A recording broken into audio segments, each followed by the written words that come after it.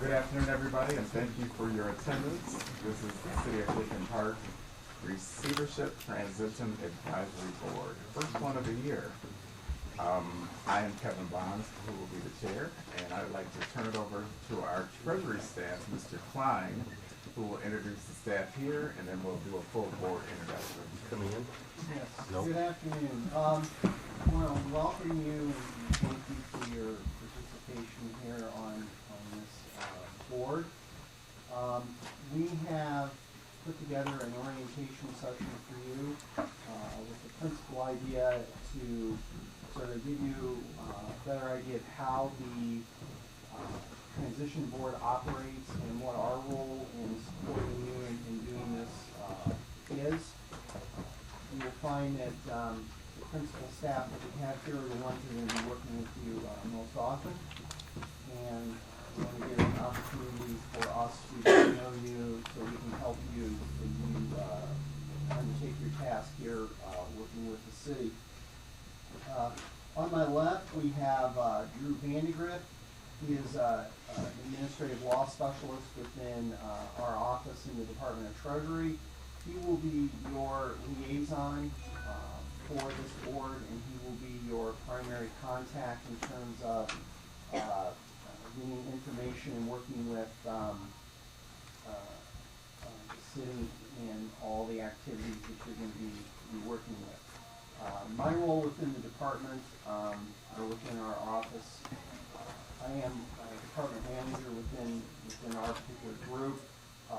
Drew is part of my staff, and I oversee and coordinate the activities for all the tabs around the state. I myself, and I'll let Drew introduce himself here in just a moment, but I myself have 15 years of combined city-county management experience, and have been with the Treasury working in this area here now for almost 4 years. So, all the way at the end here, we have Angela Denkowski, who's the senior management executive assistant to the deputy treasurer. She works with us and is really the sort of the glue behind the scenes that helps us get all the information from the city and combine it into the information that we send to you. And she is very indispensable to our process here. So you'll be seeing her name a lot on communications that she'll be receiving as well. So I wanted to just make a few opening remarks. We do have an agenda for you that we'll be going through, talking about various points, and give you an opportunity to ask questions of us if you're unclear about anything, and assure you that we will also be working with the city on a routine basis to make this process as seamless as possible. You are the 7th RTAB that has been appointed, so we have managed to work out, I think, a lot of the bumps along the way and have a pretty good system as far as making this process pretty seamless. We do expect just, with any time major change occurs, there might be a bump or two along the road, but we'll work through that pretty easily, and that should go okay from this point forward. So this may be one of the few opportunities you actually see me, but you'll be seeing this man here. So with that, Okay. over to you. Good afternoon. My name is Drew Vandegrift. Thank you for the kind introduction. You see from our agenda, we have several topics we wanted to discuss today. I guess in my mind, I sort of break them into 3 themes. We'll start off with some responsibilities of a public body that's going to be appointed by the governor. I guess we'll review the authorities of this particular board and the things that you will be doing each month. And the final several items, I think, concern more like housekeeping matters, like your schedule for the coming year, your contact list for each other and for Treasury, and how people move from the city to the board, and then how the meetings will be conducted.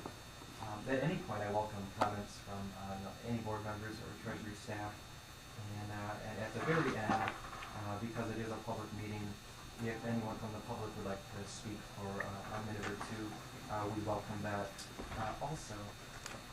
So starting with the Open Meetings Act, I realize this will probably Before you begin that, introductions. before you begin that, I like on behalf of the guests that we have, both city residents, staff, and others, for us to introduce ourselves to them. So we can start on my right, state your name and the organization that you're from.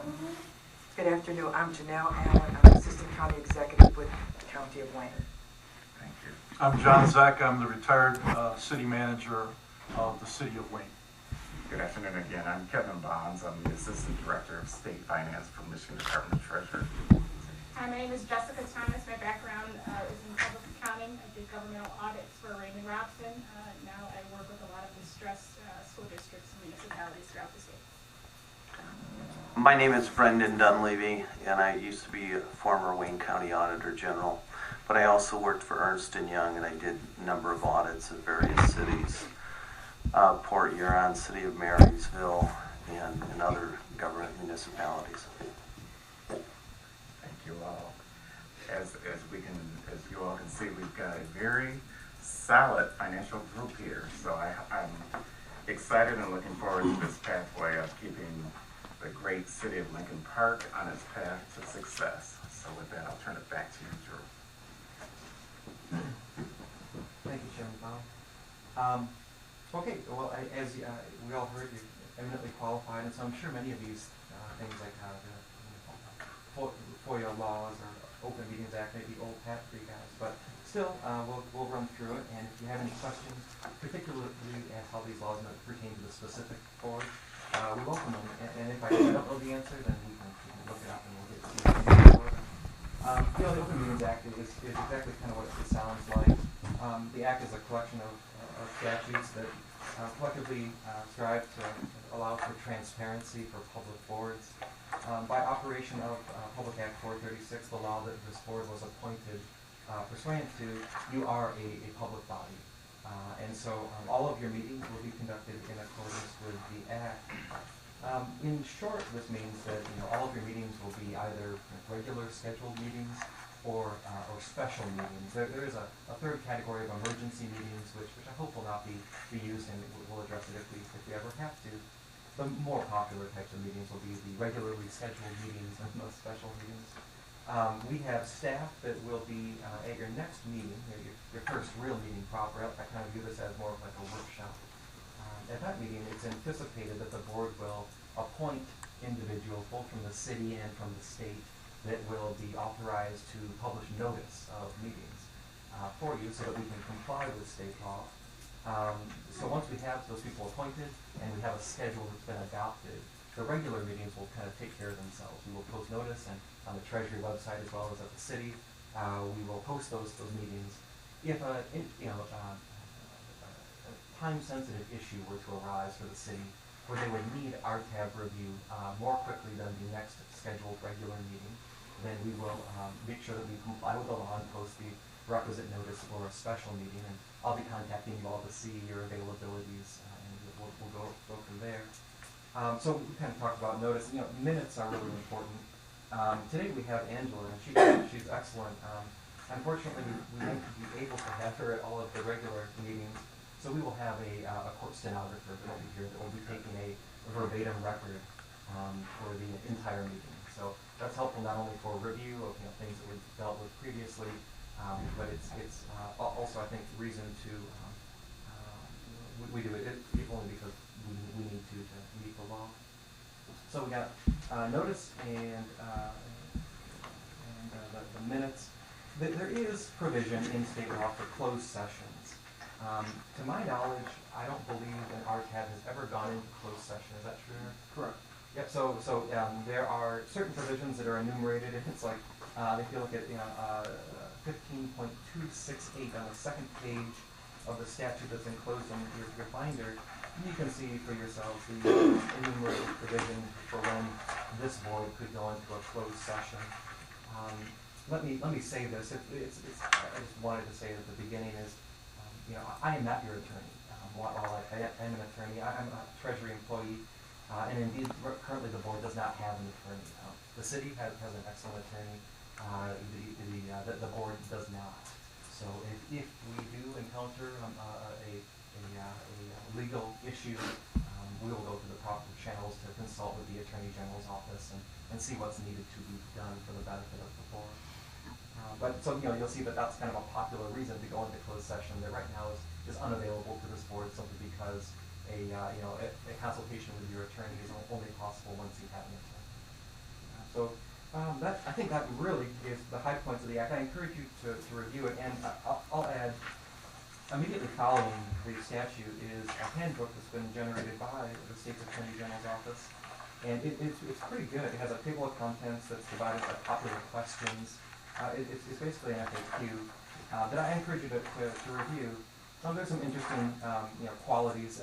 For example, if you are unable to attend a meeting, the board can adopt any rules of procedure that it sees fit. So it's anticipated that the draft rules of procedure, which we'll discuss more completely later, it's in your binder.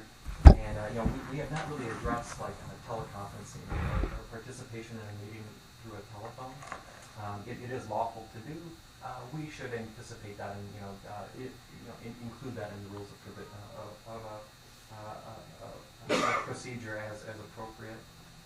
Currently, we don't use that very often in our meetings. We do have people call in once in a while, but think about how you would like to do that. If you would like to have people voting, if you feel strongly about it, please give me a call and we can make sure that we address that at the next meeting when we adopt those rules.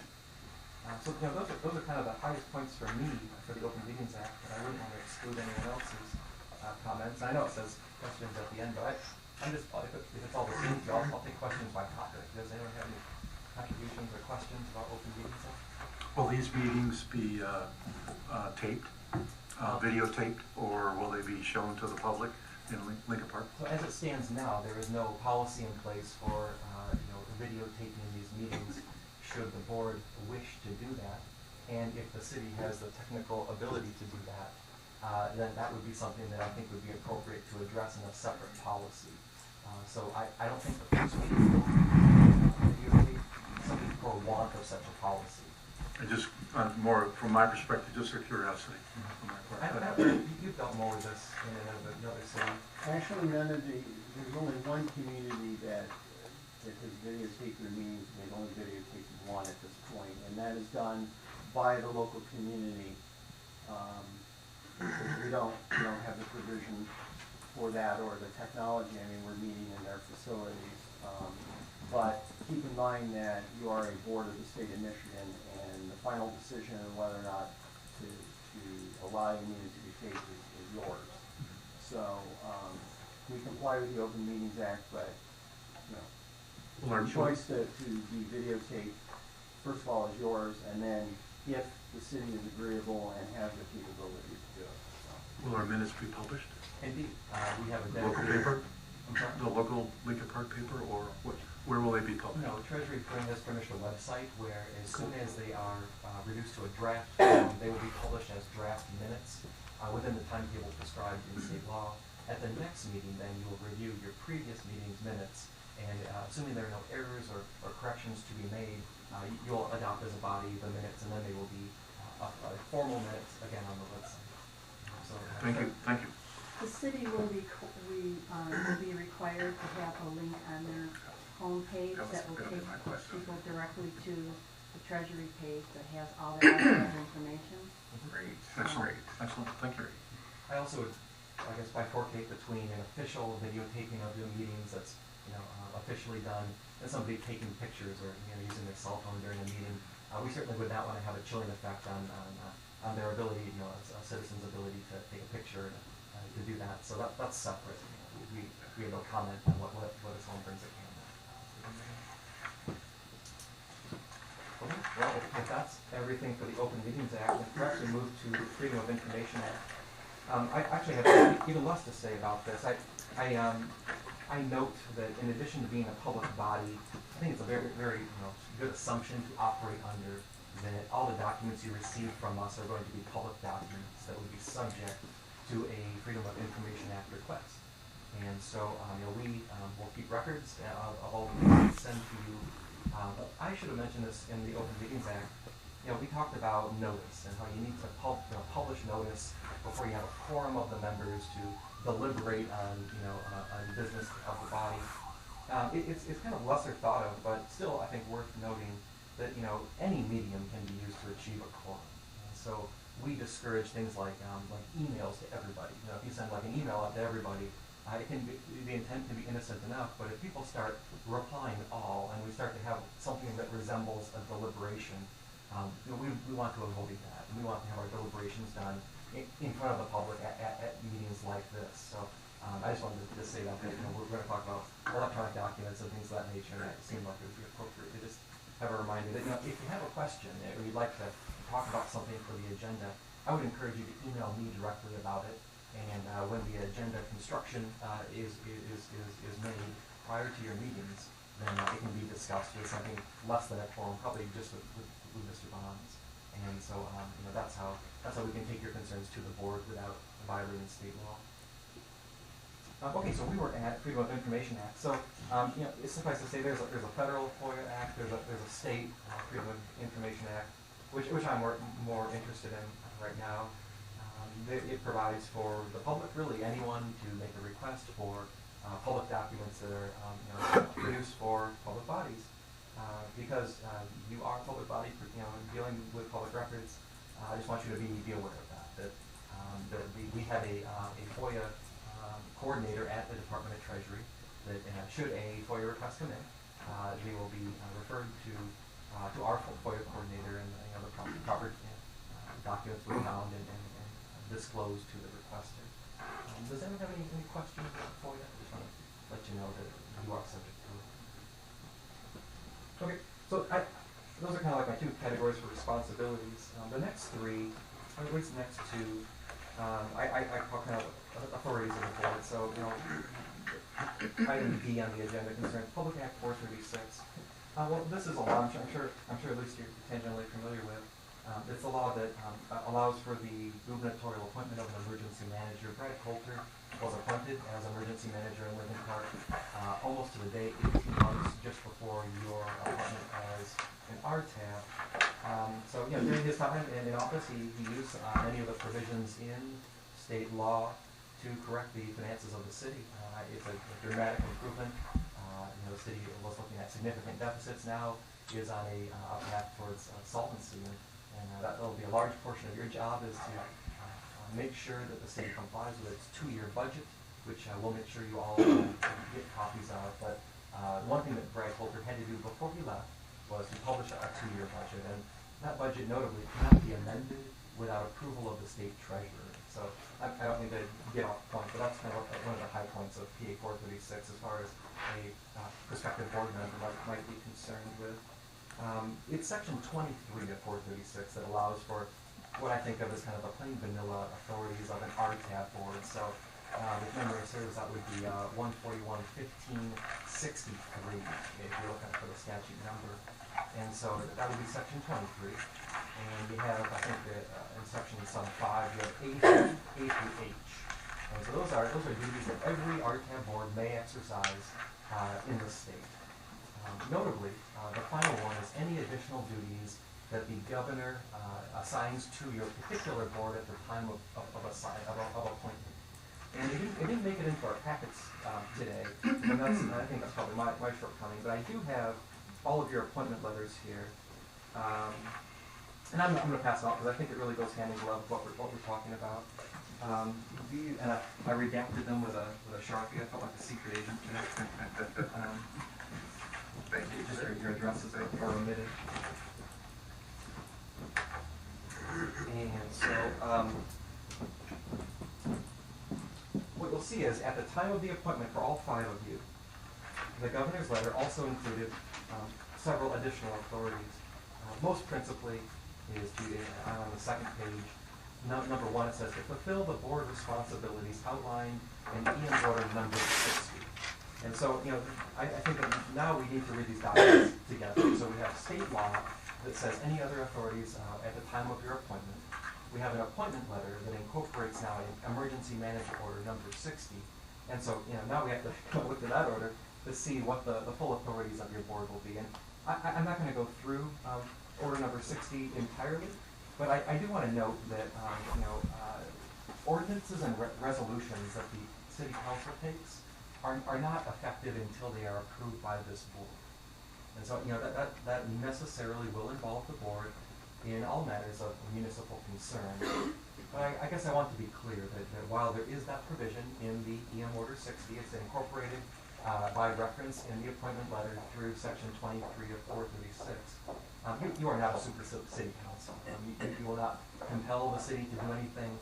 You don't have any of the authorities of an emergency manager to proactively make changes in the city. Rather, you're here to review actions that are taken and to give appropriate scrutiny to matters that the board feels are appropriate. We're going to talk about the construction of the packet in a little bit, but that's going to be something that's coming your way each month. It's going to be a requested list of agenda items for the board. And so these will be things that the city manager, Mr. Koppler, will be identifying, and that you'll be getting direct feedback from the city council in the form of their minutes. So all of these things, I think, will be information that you'll be looking at when you look to see whether the city is doing things that will be fiscally prudent. So that I definitely gave short shrift to PA 436. There's a lot there, and I encourage your review. At any time, of course. The final order number 60. Eric, you probably have something to add. I don't want to just say ordinances and resolutions. There are additional authorities and duties for all parties here, but it is it's not a short document, so I think I'll let the board members review it at their own leisure. There are reporting requirements from the city. You will be receiving things like a budget to actual document each month. Any other financial information that the board collectively wants. There is provision for you to request that from the city, and you can request that for every month moving forward. So if you would like to see a different type of accounting document or something else that would be helpful for your review as board members, let me know. We'll put it on the agenda. The board can review the request and make the request to the city proper, and so then you'll be receiving that information forever after. There are, of course, other principal documents that are just available to the public anyways. Things like municipal audits. Drew, excuse me, let me ask you a question, Drew, regarding the act. As you described, we will be, keeping the city's activities moving forward. But at some point, I would imagine it comes a time when this board will want to give more activities to the city, because at least in my mind, I don't see this something going into perpetuity. And so is it up to the board to start to set indicators or metrics on certain aspects of budget or governance? Because I'm sure the city would love that, and I'm sure this board would love that. Sure. And so what are the provisions for us to start, or at least to look at when we can relinquish certain aspects of authority back to the city? Absolutely. I guess I would preface my response by saying that all members, and indeed this board, is entirely served at the pleasure of the government. So there's been an appointment. The appointment letter includes all of the authorities that we've just reviewed. And so that was sort of the call from the governor, was to constitute this board, to imbue it with the powers that the governor deemed appropriate at the time of appointment. And so I would be reluctant to say that you could end yourselves, or that you could, do something that would be at cross purposes with that initial appointment letter. What we do anticipate, and I hasten to add, all parties here, the Treasury, the city, all parties want to see Lincoln Park restored to its own governance and leadership. There simply are provisions in state law that have to be worked through. And so, I wish I could say that there was a time limit. There is a time limit for things like an emergency manager appointment, but there is not for RTAB governance. In the event that the board were to feel that some of the authorities that are granted to it are superfluous or unnecessary for the goal that you're all pursuing, you could take action to suspend or waive some of your authorities. Is that an answer to your question? Yes, it is. Thank you. Can I add in a couple other things? One of the things that is focused on under the RTAB is the development of best practices at the city level, because one of the things that we want to see is we want to see success, but we want to see it sustainable. That makes a difference. Thank you. And one of the tasks that the board has is to conduct an annual evaluation of the community to sort of evaluate their progress. To this point, Treasury, our office specifically, have conducted all of these evaluations on behalf of the respective boards, and we have developed an evaluation tool that is designed with the intent of evaluating a community on, I guess, best practices, if you will, speaking very broadly, what they should be doing in an optimal situation, and are they doing it? And we have sort of structured this to not put them on like a graded scale or there's a passing grade or anything like that. What we're trying to assess is what are they doing and how well is it working? So we may ask, just very simply, was your audit submitted on time? Yes or no? And if it was, great, you mark that, we move on. If it wasn't, okay, why not? How are we going to correct that problem going forward? So we try to take as much subjectivity out of it as possible. Further to the point of sort of reducing your level of oversight, I think was your original question. There is a little bit in this process that is sort of unique to each community. So if you look at where Lincoln Park is in this process and compare it to another community that has a transition board, you can't, while there are similarities, you can't judge them completely against one another because, you know, the situation, the structure, the pace of change, all of that is all different. So, as Drew so articulately said, you know, there are opportunities to sort of step back or waive some of your oversight, but there might be a specific order, for example, that was adopted, put in place by the emergency manager, which remains in effect, that may need amendment. Okay, well, then, if there's that feeling, then through some deliberation and discussion, maybe an amendment is proposed, it's recommended to the state treasurer for amendment that could go forward. We have had situations in other communities where we actually repealed a couple of emergency manager orders. We've had talk about the transition board possibly, you know, relinquishing, you know, some major components of its oversight. But again, there's no specific timetable for that, and that's something that sort of will develop naturally within the community, and we'll just have to evaluate it as we go. But that, at very high altitude is sort of that process. So You mentioned the orders of the EFM. Are there any currently in place here? There are, yes. All orders adopted remain in effect, and they actually will remain in effect for 1 year beyond the removal of the article. Will the board be provided copies of those orders? Those, I believe, are available on the city's website, and as they become relevant, we will provide copies to you. We don't necessarily make it a habit to hand all of those out. I think there's about 60 here in Lincoln Park. I know, I'm very familiar with this. In the city of Pontiac, there's 334. I don't necessarily think you want to tote around a book of 334 orders. But so they're on the city's website. yes, So. and should a subject matter come up that's specific to an order, we'll make sure you have that information. So. Thank you.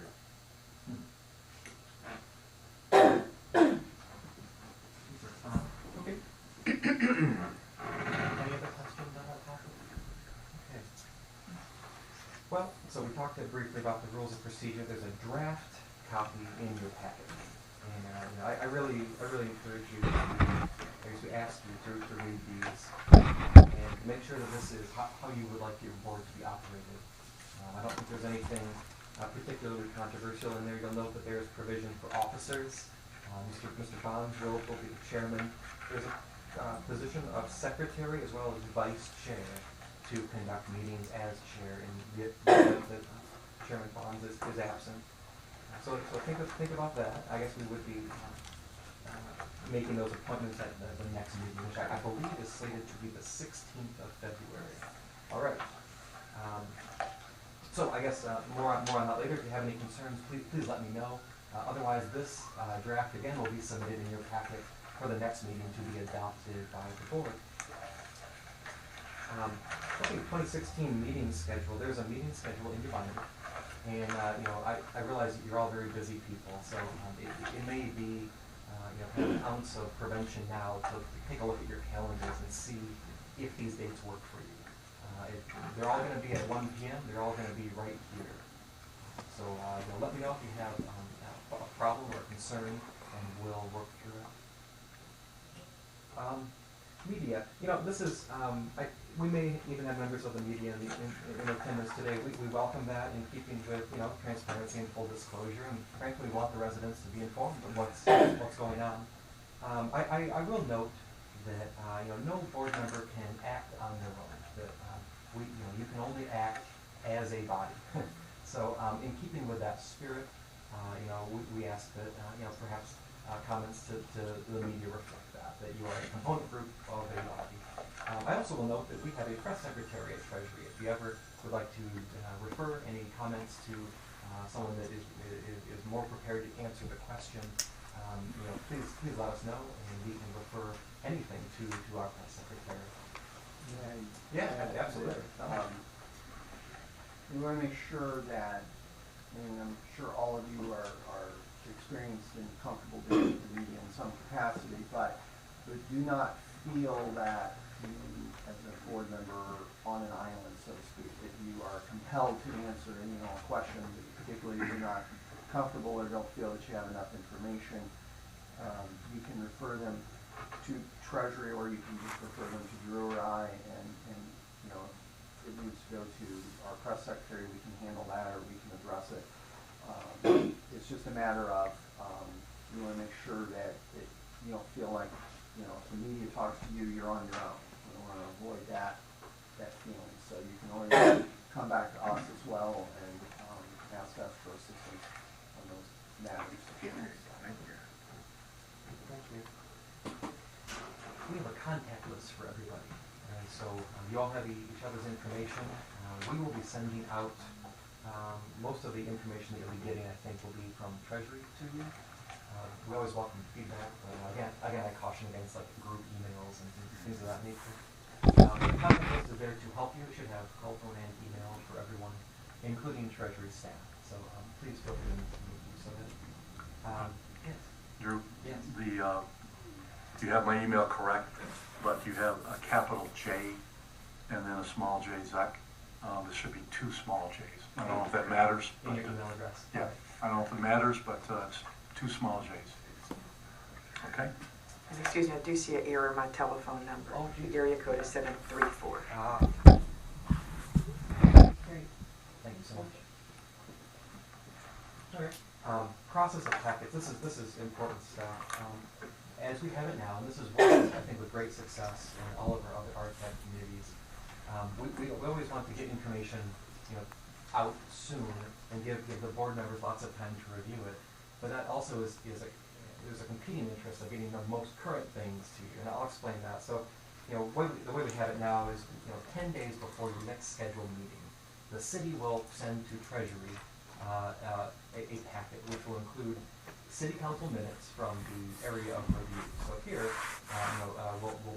we'll be having monthly meetings. So each month it will be all the council minutes from the previous month, along with any council packet information that the city manager feels would be important for the review. So if there was a contract, for example, for snow plowing in the city, and that were to be an increased amount that was not budgeted, something like that. Well, that really warrants board review because it would require a budget amendment. It would be a contract over the threshold amount, which you'll see in the final order. There's a threshold amount where the city manager does have some autonomous purchasing power. Once that dollar amount is exceeded, all contracts then will go to the council and then to the board by nature of it being a resolution, as we discussed, all resolutions and ordinances. But so anyways, what got me to say that was that our hope is that Mr. Koffler will include all the information that will be helpful for the board to review the council decision.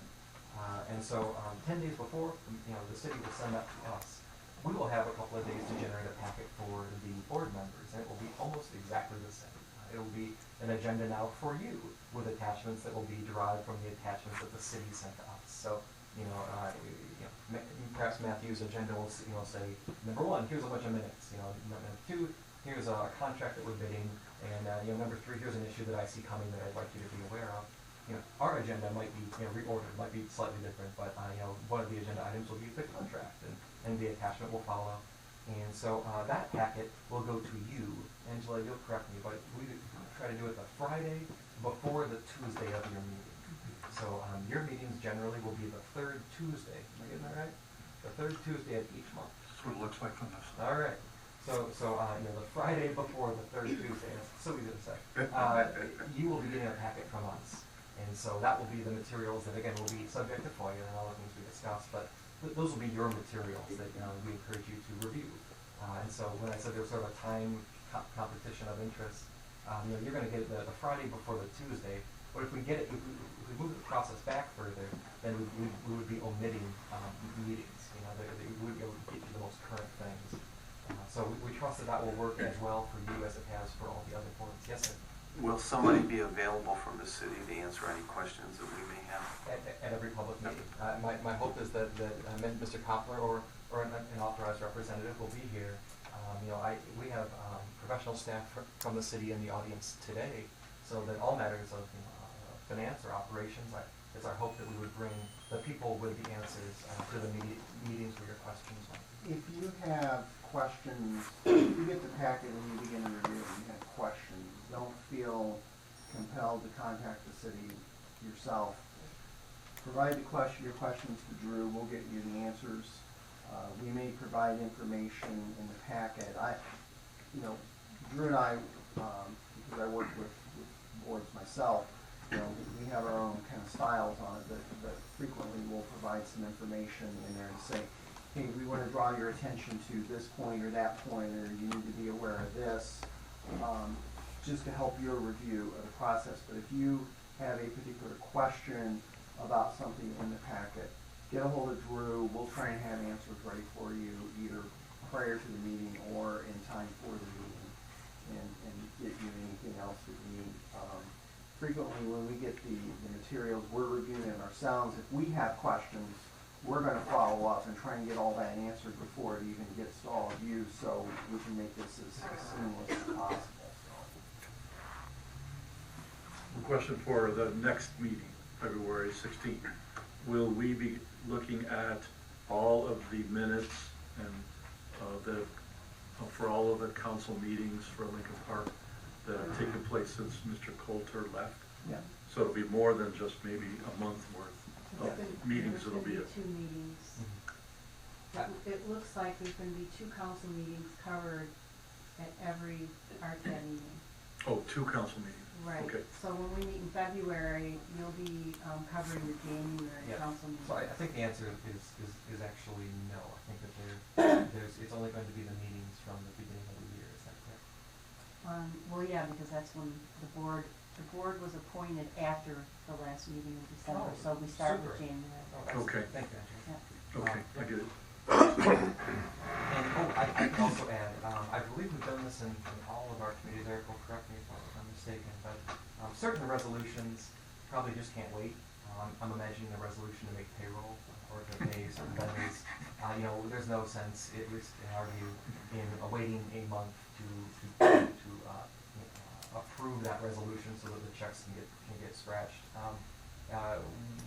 The way that we encourage you, to think about working around that issue is to adopt like a pre-approval list. So we talked about how you can, waive some authorities. I've asked Matthew Koppler to generate a list of vendors that absolutely cannot be paid on terms that would align with the RCAV schedule, right? So if there's a vendor that, the payment terms or there's a contractual payment that must be made in very short order after a city council meeting, we wouldn't want the city to fall into arrears or to have aging AP simply as a function of the scheduling of these RCAV meetings. So that's something to consider, that perhaps Mr. Koppler could put together that list.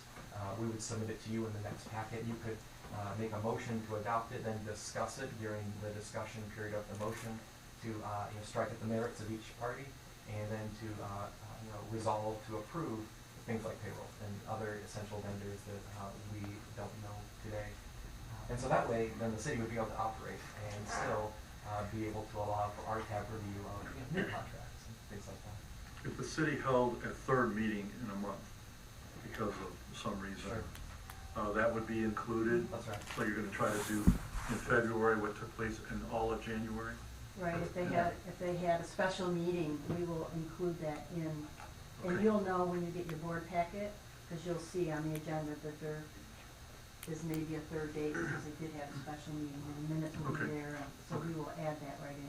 We identify all that for you, how many meetings, what the dates were, everything. So if they have a special meeting, we'll incorporate that, so. Any questions about any of the materials you went through today? None of the materials for me, but I was wondering if Mr. Cobbler can indulge us and introduce some of his great team that's present today, so we get a feel for who will be coming before us. Because I see there's probably quite a few of the city's staff in attendance this afternoon. Yes, we have a good turnout here for you. I'm Matthew Koppler. Just a little background on me. I've been a city manager for about 23 years now in the state of Ohio, New York, and Connecticut, and now here for Lincoln Park. So, look forward to working with each and every one of you. Hopefully, the information that you receive is going to be self-explanatory. What you are getting is going to be the same level as what we're providing to council, and our mission is to give council as much information as possible to make the decisions for the residents. So, at all, if there's any questions, obviously go through the Treasury staff, and we'll be there to answer it. Staff will be just like any council meeting. If they have an item on the council agenda, they're there. They'll be here as well. So, hopefully you'll find that we're accommodating what your needs are. First, if I could, we have some council members here, if I could introduce those. We have Mario DeSanto, Larry Kelsey, sitting there. And I think that's all we have here today. We have our finance director, Lisa Griggs.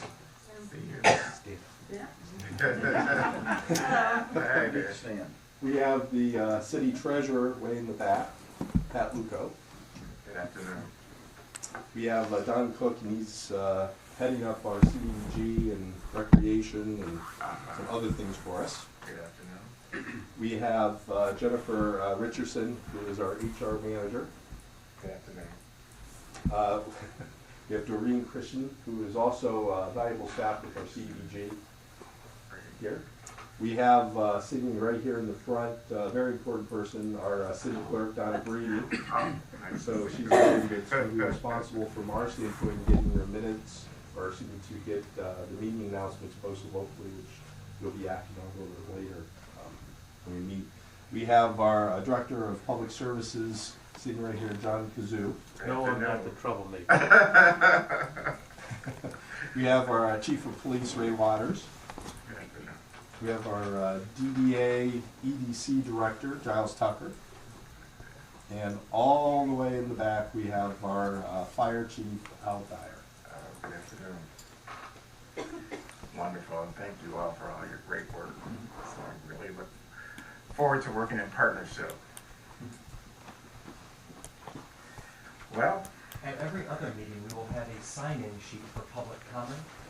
The rules of procedure that are proposed for the board allow for 2 minutes for every public comment individual, unless it were to be accepted by the board. This is a public meeting. If there's anyone at the, we don't have a sign-in sheet today, but if anyone would like to have their 2 minutes to address the board, we could form a short line. Can we stand up?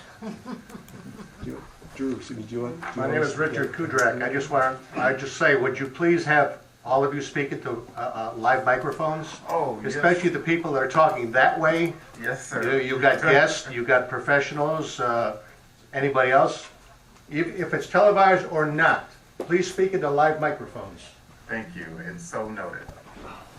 That's it. I'll take less than 2 minutes, by the way. I'd like you to consider a few things, the board. I'm sorry. Could you introduce yourself? Sure, I'm Councilman Larry Kelsey, one of the councilmen here in the city. One of the couple comments I'd like to make, and this is the consideration, because obviously you're not going to make any decisions at this particular issue. I'm quite sure of that based upon the presentation from the lawyer there. One of them is I would like to see this thing videotaped for replay to the citizens. We have a system for that. We videotape all our meetings. We do that for a specific reason. Also, I'd like to get from the lawyer or from the treasury the actual FOIA address and name so I don't have to jump through the system and find out it gets kicked back, and that's unfortunate, but government's like that sometimes. The last thing I'd like to say is that I'd like to see the fact that you read all the orders so you know how what the restrictions are on the council and what the restrictions, so you don't get mad at us when we tell you, hey, it's up to you, it's not us, okay? And the last thing I'd like to say is I'm confused, and it's not to board, but it's directed to treasury, is why all the meetings are in the afternoon when most of the people work. The reason I'm saying it, I've attended the Allen Park tab board meeting and the E-Course tab board meeting, and they are both during the day. Just a little point of information, because most people do work and it's kind of hard. You have the elected officials, which is just two of us because the rest of them do work. You have the appointed people, or the department people, because they're getting paid to be here. But you got very few citizens, and I'm not saying they would come, but I'm saying it's kind of like, I'm kind of confused about that, because our meetings are held late at night for the same reason. We don't hold them during the day. Thank you very much for your time. Thank you. Anyone else? My name's Frank Vaslow. I'm a citizen here in Lincoln Park. I did read Order 60. I usually don't need a microphone. I did read Order 60, and I am a little confused by some of the non-financial issues that are there. For 90 years, my city attorney sat right in that chair to the right of the mayor.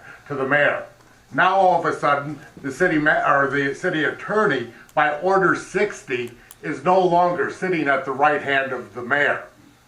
Why is that? Why is it Treasury's interest of where the city attorney sits? I don't get that. There are several issues in that order that are non-financial. I don't understand why they're there. I would like them removed, and I would like them out of that order. It seems ridiculous to me. The budget year that you talked about, the 2-year budget, is that 16, 17, 17, 18? Is that the year that we're working with? This is your opportunity to address the board. So you don't have any answers, just addressing the board? The board. My question was simply, was the budget year that we're supposed to be looking at, was that budget year 16, 17, and 17, 18 that Brad Coulter is telling us to follow? Are those the years that we're supposed to be following? 16, 15, 16, 16, 17? All right. So I'd like people, the citizens, to know where that's going. Again, I hope that you don't get too comfortable in those seats and that you get out of here as quickly as possible. Thank you. You didn't tell them your picture was on the wall. I was just going to say, tell them you're on the back in case they want to know who the It was mayor. Anyone else? Concludes public comment. All right, thank you. Any questions of the board that you'd like to address at this point in time? If one of these meetings I'm unable to attend, I notify you that I will not be able to attend? Yes. Okay, thank you. Any questions? Any concerns? All right. I think we will be well advised to review the orders. So make sure to look at the website and pull those down. No other comments. Without rules of procedure, I will move that we are adjourned.